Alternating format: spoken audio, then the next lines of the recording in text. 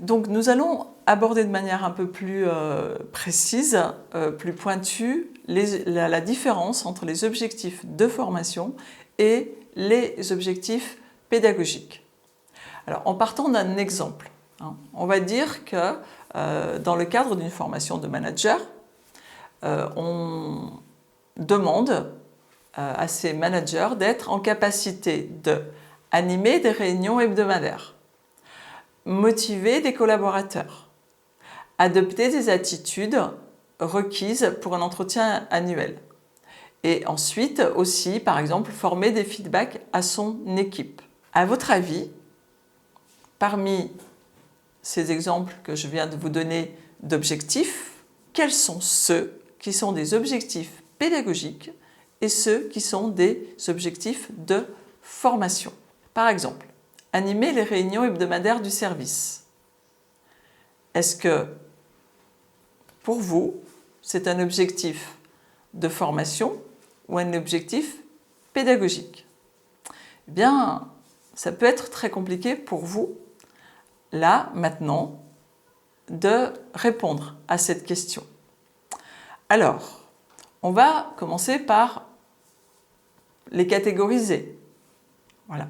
Est-ce que c'est dans une première catégorie ou dans la deuxième catégorie? Et en fait, comment on peut les définir? On a dit tout à l'heure qu'un objectif pédagogique, c'était la capacité qu'allait avoir l'apprenant à réaliser une tâche en fin de formation, c'est-à-dire être capable de. D'accord? Donc c'est précis, c'est observable. On a dit que les objectifs pédagogiques, il fallait qu'ils soient observables, mesurables. Donc, si je dis animer les réunions hebdomadaires du service, est-ce que ça vous semble suffisamment précis? Est-ce que j'aurai quelque chose qui va me permettre de dire à la fin de la formation que la personne est capable de le faire à la fin de la formation? À la fin de la formation, il ne l'aura jamais fait.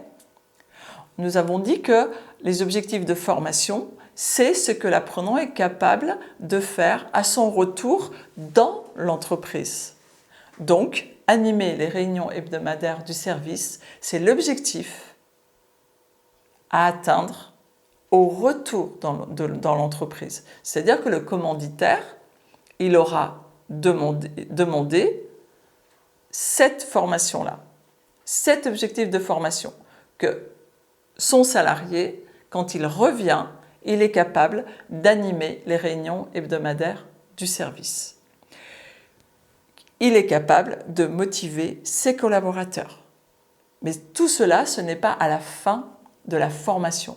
Par contre, adopter les attitudes requises pour un entretien annuel, c'est un objectif pédagogique. Pourquoi?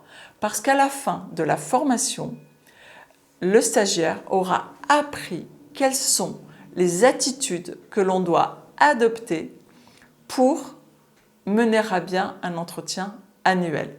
Là, nous serons sur un objectif pédagogique. Identifier les règles à suivre pour conduire une réunion, c'est également ce qu'il aura appris pendant la formation. Donc là aussi, nous serons sur un objectif pédagogique. Donc, en résumé, l'objectif de formation va représenter l'action à mener dans l'entreprise et l'objectif pédagogique va représenter les capacités à acquérir pour maîtriser l'action dans l'entreprise ensuite. Donc, les objectifs de formation, ce sont les compétences professionnelles que l'apprenant saura mettre en œuvre à l'issue de sa formation. Et les objectifs pédagogiques, ce seront les capacités que l'apprenant va acquérir pendant la formation.